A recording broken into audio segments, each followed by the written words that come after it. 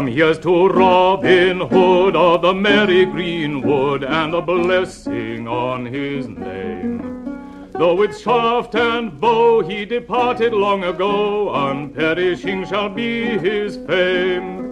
Like a noble soul he doted on the bowl and the goblet of the best love we. So though bold Robin's gone, still his heart lives on, and we drink to him with 3 times 3. So though bold Robin's gone, still his heart lives on, and we drink to him with 3 times 3.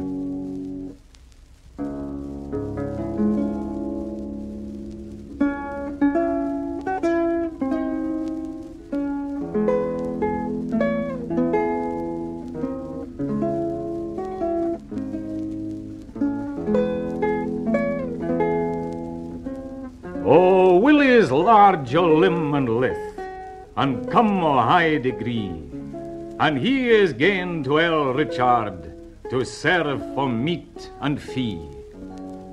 Earl Richard had but a daughter, fair as a lily flower, and they made up their love contract like proper paramour.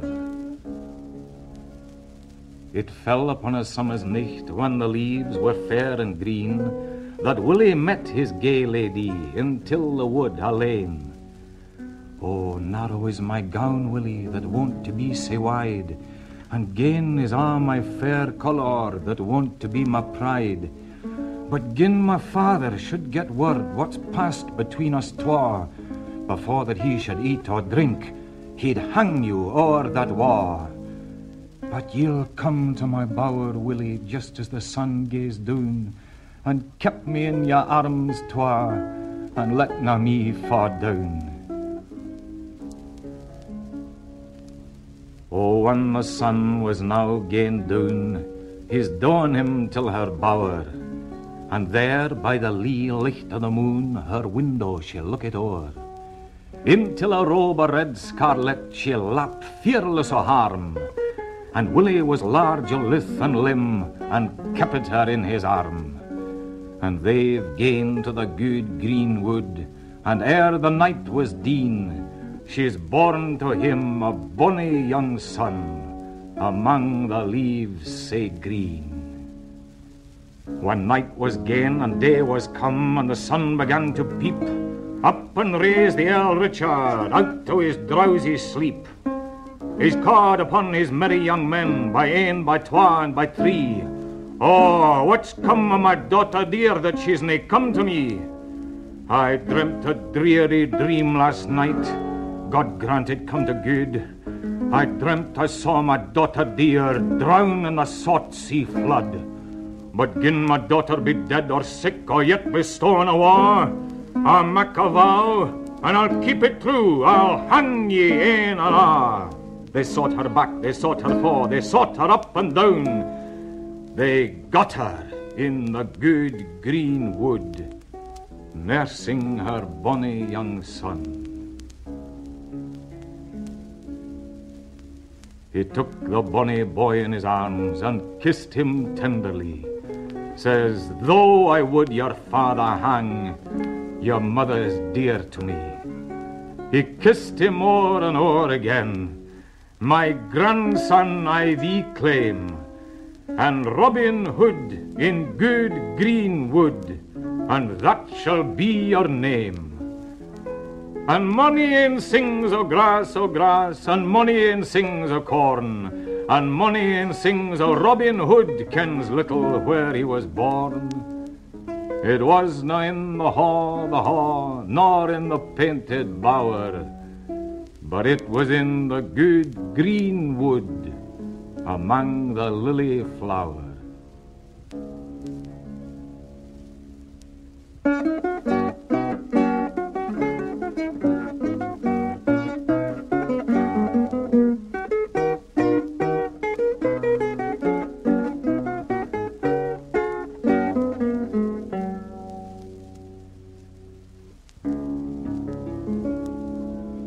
Look thee and listen, gentlemen, that be of free-born blood. I shall tell you of a good yeoman. His name was Robin Hood. Robin was a proud outlaw the while he walked on ground, so courteous an outlaw as he was one was never none he found.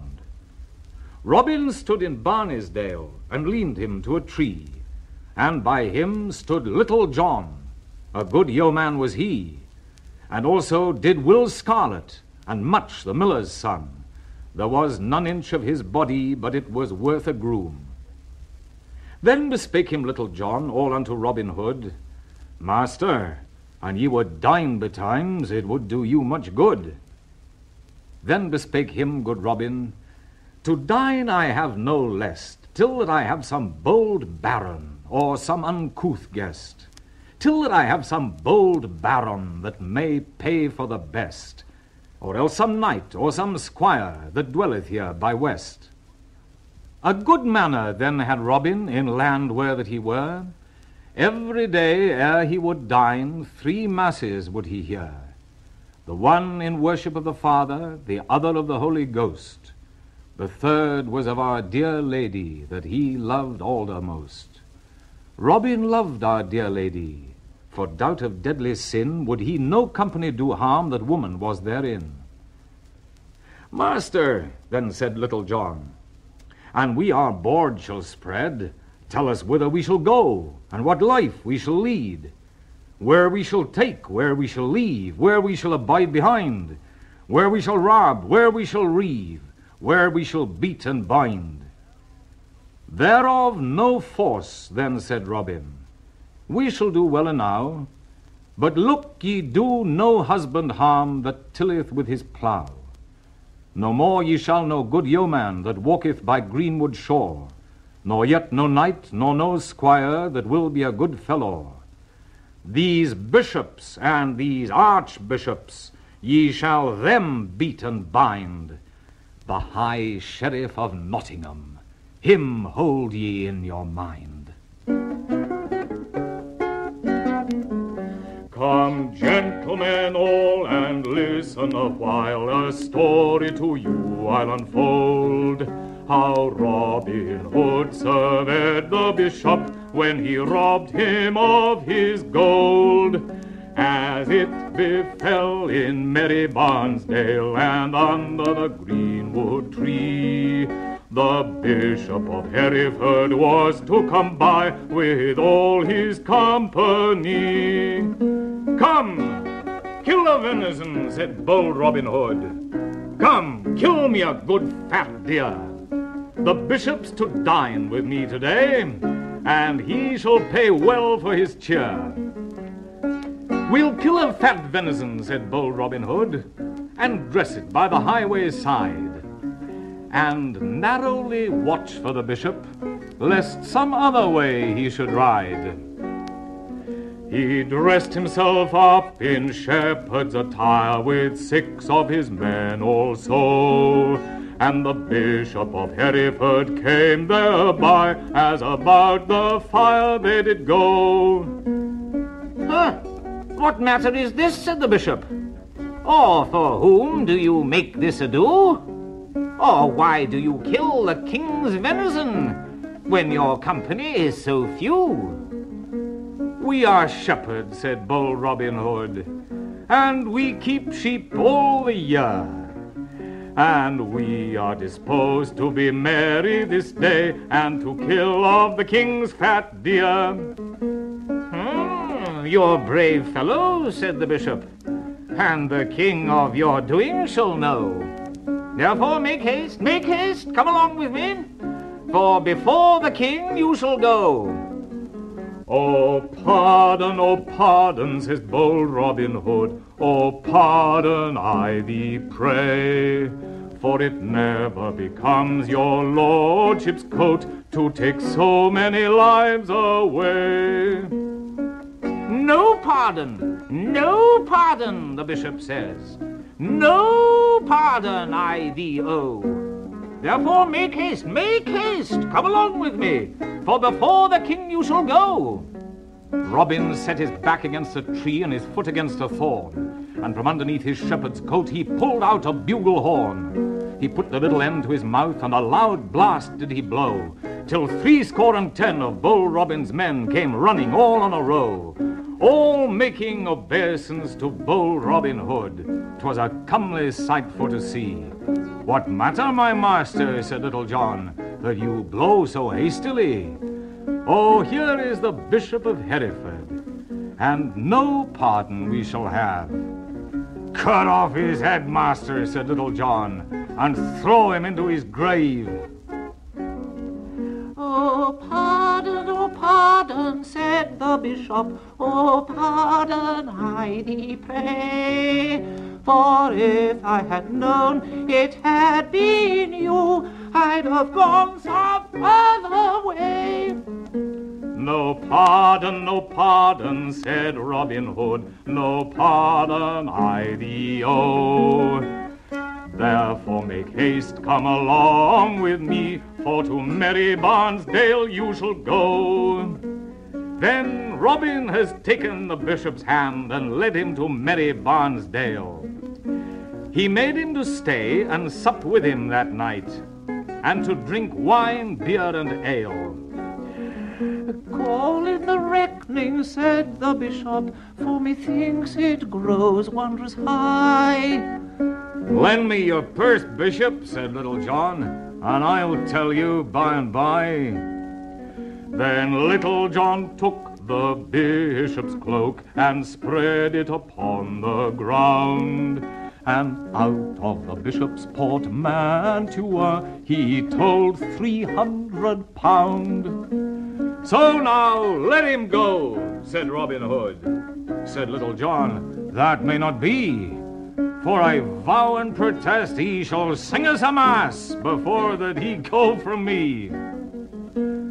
Robin Hood took the bishop by the hand and bound him fast to a tree, and made him to sing a mass, God wot, to him and his yeomanry. Then Robin Hood brought him through the wood, and caused the music to play. And he made the bishop to dance in his boots, and they set him on dapple grey. And they gave the tail within his hand, and glad he could so get away. As Robin Hood in the forest stood, all under the greenwood tree, there was he ware of a brave young man, as fine might be. The youngster was clothed in scarlet red, in scarlet fine and gay, and he did frisk it over the plain, and chanted a roundelay.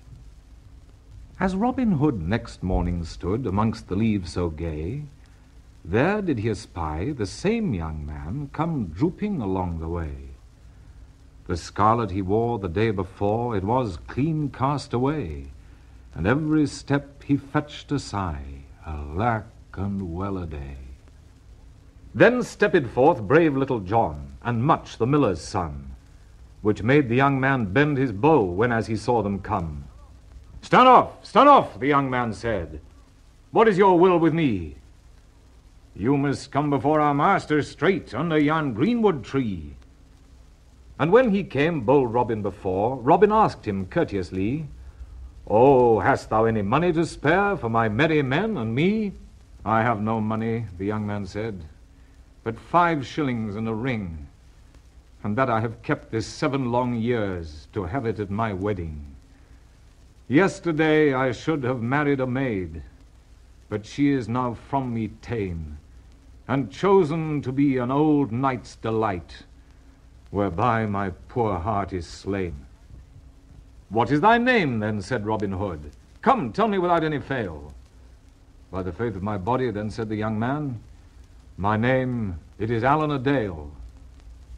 "What wilt thou give me," said Robin Hood, "in ready gold or fee, to help thee to thy true love again, and deliver her unto thee?" "I have no money," then quoth the young man, "no ready gold nor fee, but I will swear upon a book thy true servant for to be. But how many miles to thy true love? Come, tell me without any guile." "By the faith of my body," then said the young man, "it is but 5 little mile." Then Robin he hasted over the plain, he did neither stint nor lin, until he came unto the church where Allen should keep his wedding. "What dost thou do here?" the bishop he said. "I prithee now tell to me."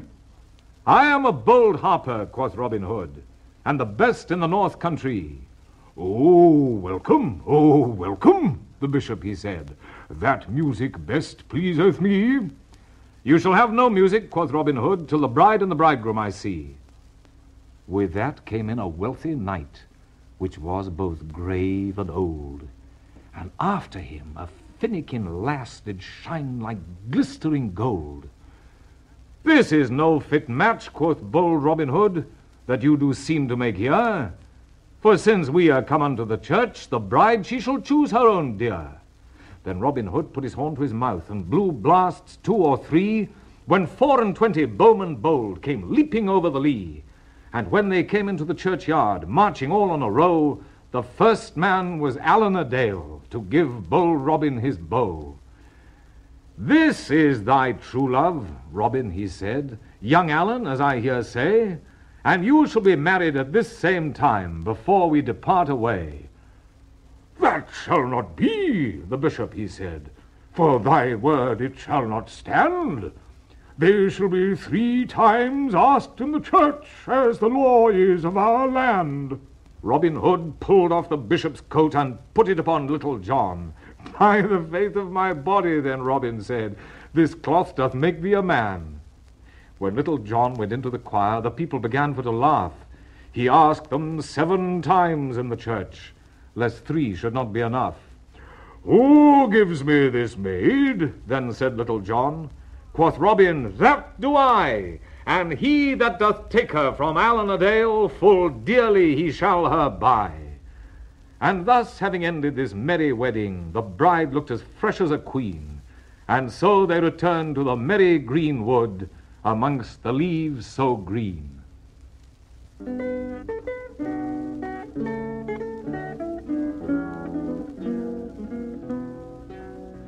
A bonny fine maid of a noble degree, with a head down, down, a down, down, Maid Marian cold by name, did live in the north of excellent worth, for she was a gallant dame. For favor and face and beauty most rare, with a head down, down, a down, down, Queen Helen she did excel. For Marian then was praised of all men that did in the country dwell. 'Twas neither Rosamond nor Jane Shore, whose beauty was clear and bright, that could surpass this country lass, beloved of lord and knight.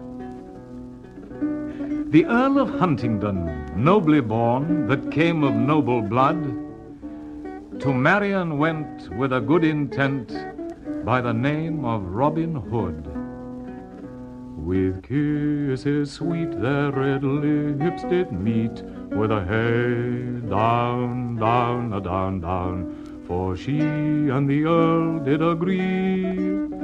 In every place they kindly embrace, with love and sweet unity. But fortune, bearing these lovers a spite, that soon they were forced to part, to the merry greenwood then went Robin Hood, with a sad and sorrowful heart. And Marian, poor soul, was troubled in mind for the absence of her friend. With finger in eye she often did cry, and his person did much commend. Perplexed and vexed and troubled in mind, she dressed herself like a page, and ranged the wood to find Robin Hood, the bravest of men in that age. With quiver and bow, sword, buckler and all, thus armed was Marian most bold, still wandering about to find Robin out, whose person was better than gold. But Robin Hood he himself had disguised, and Marian was strangely attired, that they proved foes, and so fell to blows, whose valour bold Robin admired. They drew out their swords, and to cutting they went, at least an hour or more, that the blood ran apace from bold Robin's face, and Marian was wounded sore. "Oh, hold thy hand," said Robin Hood, "and thou shalt be one of my string, to range in the wood with bold Robin Hood, and hear the sweet nightingale sing." When Marian did hear the voice of her love, herself she did quickly discover, and with kisses sweet she did him greet, like to a most loyal lover. When bold Robin Hood his Marian did see, with a hey down, down, down, down, good Lord, what clipping was there, with kind embraces and jobbing of faces, providing of gallant cheer. Great flagons of wine were set on the board, with a hey down, down, down, down, and merrily they drank round their bowls of sack, to strengthen the back, whilst their knees did touch the ground. In solid content together they lived, with all their yeomen gay. They lived by their hands without any lands, and so they did many a day.